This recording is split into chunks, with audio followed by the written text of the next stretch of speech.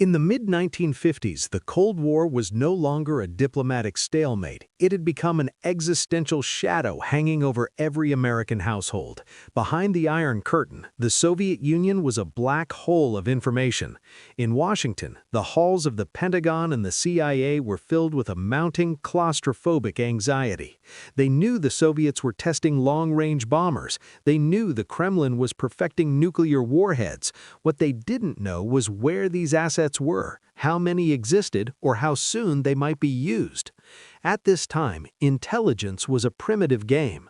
There were no orbital satellites to beam back high-resolution images. There were no high-speed digital drones. The United States was essentially flying blind over the largest landmass on Earth.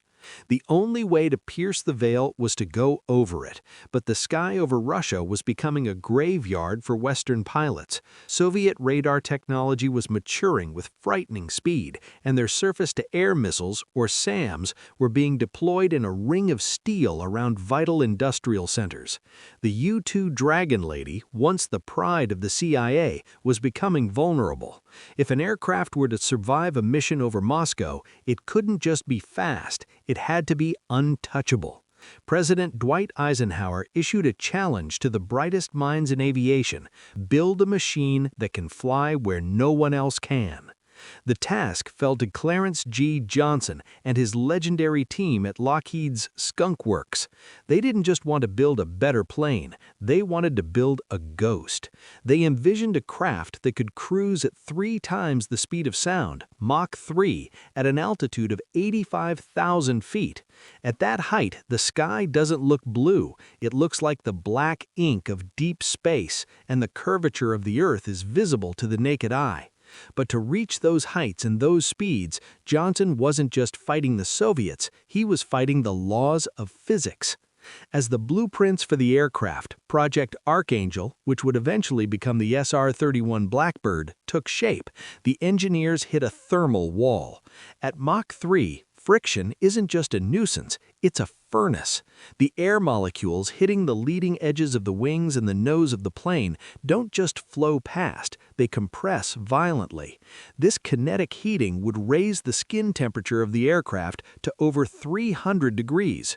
In some sections near the engine exhaust, temperatures would soar past 500 degrees. This heat created a crisis of materials.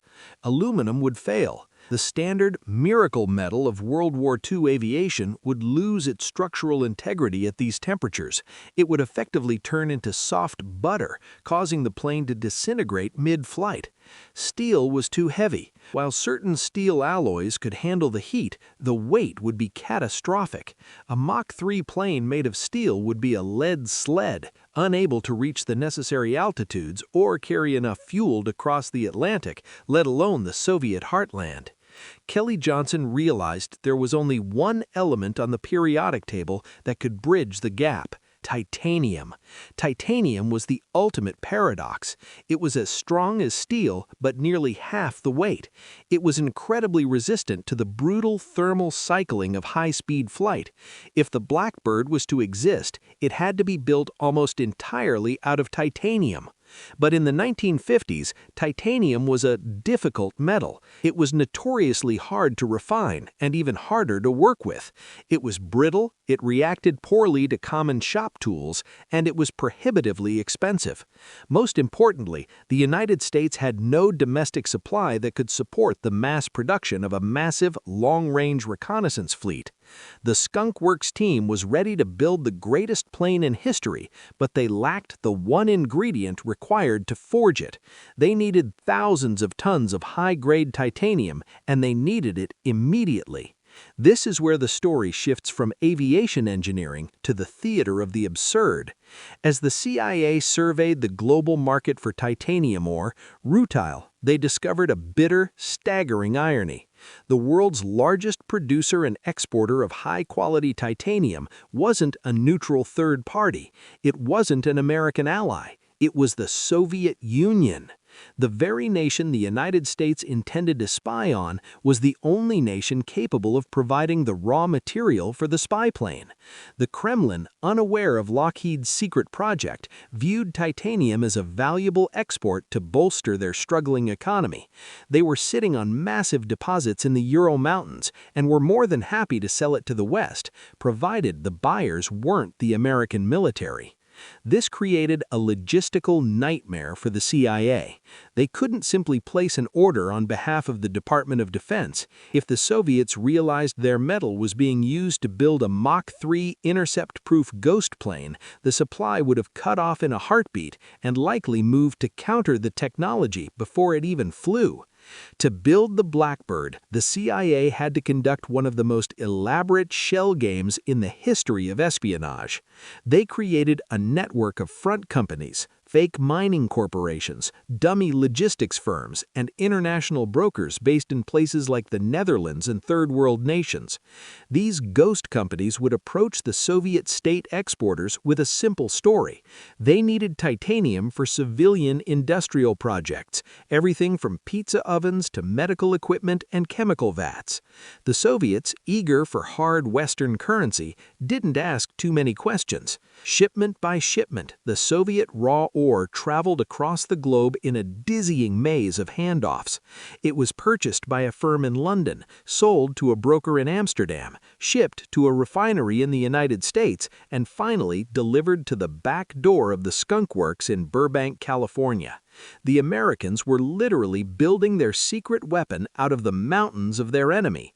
Every bolt, every wing panel, and every rib of the SR-71 was infused with Soviet metal, bought with American tax dollars through a web of lies. It remains one of the greatest secret handshakes of the Cold War, a silent partnership between two superpowers that were, on the surface, ready to destroy one another. In the high-stakes world of 1950s espionage, the United States faced a logistical paradox that bordered on the absurd. To build the world's most advanced reconnaissance aircraft, they needed high-grade titanium, a metal characterized by its immense strength and low density. However, the American domestic supply was virtually non-existent, and the processing techniques were in their infancy. The only nation producing the quantities of ore required to build a fleet of high-altitude jets was the very nation the United States was trying to unmask, the Soviet Union. Direct trade between Washington and Moscow for strategic materials was not just politically impossible, it was legally forbidden. If the Kremlin had even a whisper of a suspicion that their titanium was being used to build a ghost plane designed to violate their airspace, the supply would have vanished overnight, and the American aviation program would have been grounded before it ever left the drafting boards at Lockheed. To solve this, the CIA orchestrated one of the most complex shell games in the history of the Cold War. They didn't just buy the metal, they laundered it. The agency established a sprawling network of front companies across the globe, entities that existed only on paper, with no offices, no staff, and no history. These shell corporations posed as legitimate industrial contractors, specializing in civilian infrastructure. European intermediaries. Orders were placed through obscure brokers in London, Zurich, and Amsterdam. These middlemen claimed the titanium was destined for the construction of chemical vats, medical equipment, or high-performance pizza ovens. The paper trail of lies. The ore traveled a dizzying path. It would be shipped from a Soviet port to a third-party nation, sold to a dummy corporation, and then resold through a series of cutouts until its origin was buried under layers of falsified shipping manifests and obscure industrial contracts. The quiet arrival. By the time the metal reached the back doors of the Skunk Works in Burbank, California, its Soviet heritage had been wiped clean. The irony was absolute. The Soviet Union, desperate for hard Western currency to bolster its struggling economy, was unknowingly selling the raw materials that would be forged into a silver bullet, a weapon specifically designed to render their air defenses obsolete. Every rivet driven into the aircraft's airframe was a testament to a Soviet metal that had been kidnapped by American capitalism. While the titanium was being smuggled into the country, Kelly Johnson and his team at Lockheed were working on the machine that would change the world. Though the titanium-heavy SR-71 Blackbird would later become the ultimate expression of this technology, the foundation was laid by its predecessor and sibling in secrecy, the Lockheed U-2. The U-2 was unlike any aircraft that had come before it. It wasn't designed for dogfighting or heavy bombing. It was a powered glider. Its wings were impossibly long and spindly, stretching out like a dragon's, designed to catch the thin, rarefied air miles above the clouds. To achieve its mission, the U-2 had to live in a realm that was essentially hostile to human life. At 70,000 feet, the atmospheric pressure is so low that a human's blood would literally boil at body temperature. The titanium skeleton. To keep the weight at a minimum while maintaining enough strength to withstand the stresses of high altitude, more than 80% of the U-2's structure utilized the newly acquired titanium. Every ounce of weight saved meant another foot of altitude, and every foot of altitude meant another layer of safety from Soviet interceptors. The pressure suit.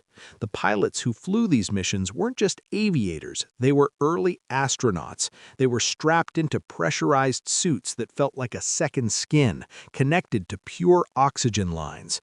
They spent hours in a cockpit the size of a telephone booth, peering through specialized lights lenses that could photograph a golf ball on a green from 13 miles up. A near-space vehicle. In the stratosphere, the U-2 was a ghost. It flew so high that the sky turned a dark, bruised purple, and the horizon clearly showed the curvature of the Earth. It operated in the death corner, a flight regime where the difference between the plane's maximum speed and its stalling speed was only a few knots. One wrong move and the wings would simply snap off. The U-2 wasn't just a plane, it was a technological gamble, a silver sliver of titanium and glass that stood as the only bridge between American uncertainty and the hard truths of the Soviet interior. When the first U-2 missions finally began to cross the forbidden zone of Soviet airspace, the data they brought back shattered the foundations of Cold War politics.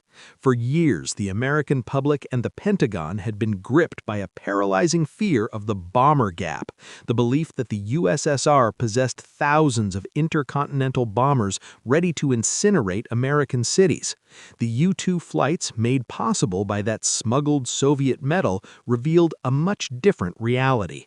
As the high-resolution photographs were analyzed in the darkened rooms of the CIA, the truth emerged. The thousands of bombers weren't there. The Soviet missile sites that the Kremlin boasted about were often little more than empty pads or limited experimental facilities. The fearsome Soviet Air Force was significantly smaller and less ready than the propaganda had suggested. The end of panic. For the first time, American presidents could make strategic decisions based on visual facts rather than paranoid guesswork. They realized that while the Soviet threat was real, it was not the insurmountable monolith it appeared to be. Precision intelligence. The U-2 could see things that no spy on the ground ever could. It could track the movement of submarines in the Arctic, the construction of nuclear reactors in the Urals, and the deployment of new radar arrays. The silent advantage. All of this was made possible by the very metal the Soviets had sold to the CIA's front companies. The USSR had essentially handed the Americans the keys to their own front door. The U-2 and its successor, the SR-71 Blackbird, became the most successful reconnaissance tools in history. They proved that in the age of nuclear tension, information was the only currency that mattered. They turned the sky into a transparent window, allowing the West to peer into the heart of the enemy. The legacy of these aircraft is a story of engineering brilliance fueled by a masterpiece of deception. It is a reminder that in the shadow of war, the most powerful weapon isn't always a bomb. It's the ability to see, to know, and to understand. And in this case, that knowledge was forged from the very mountains of the people it was watching. For 4 years, the U-2 had been a ghost in the Soviet machine. It was the untouchable asset, a titanium needle threading through the heart of the most heavily defended airspace on the planet. American commanders began to treat its invincibility as a law of nature. But on May 1, 1960, May Day, the law was broken.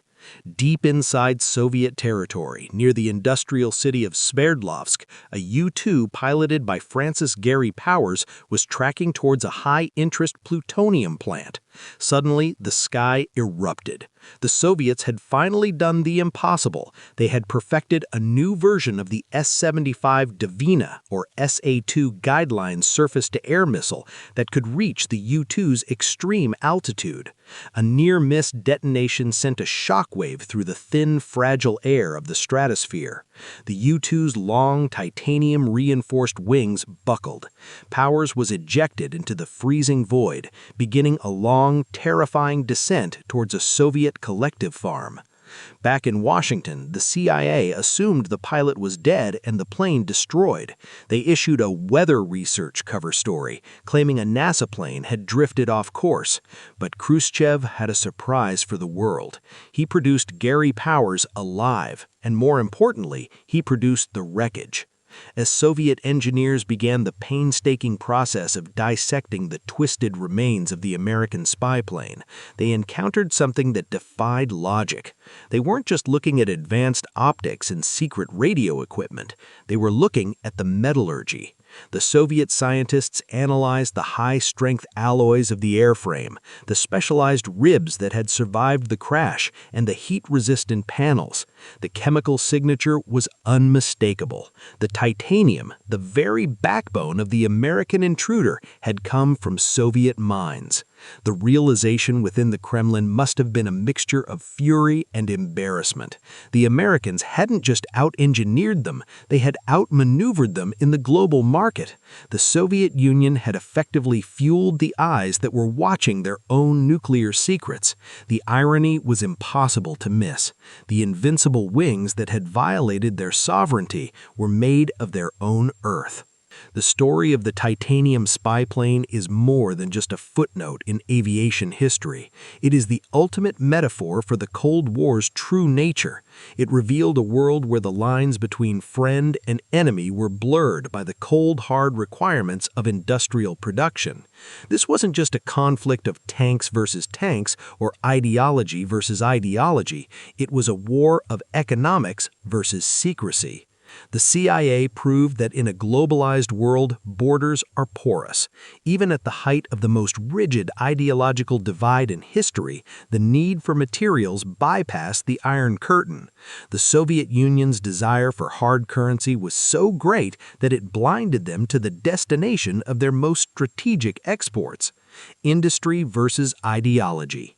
The Soviets prided themselves on their industrial output, yet they couldn't conceive of a civilian front company being a mask for a high-tech espionage program. They were defeated not by a superior philosophy, but by a superior ability to manipulate the global market. The fragility of sovereignty. The Blackbird and the U-2 existed because the enemy unknowingly helped build them. It is the ultimate metaphor of war. The tools of your destruction are often forged in your own backyard.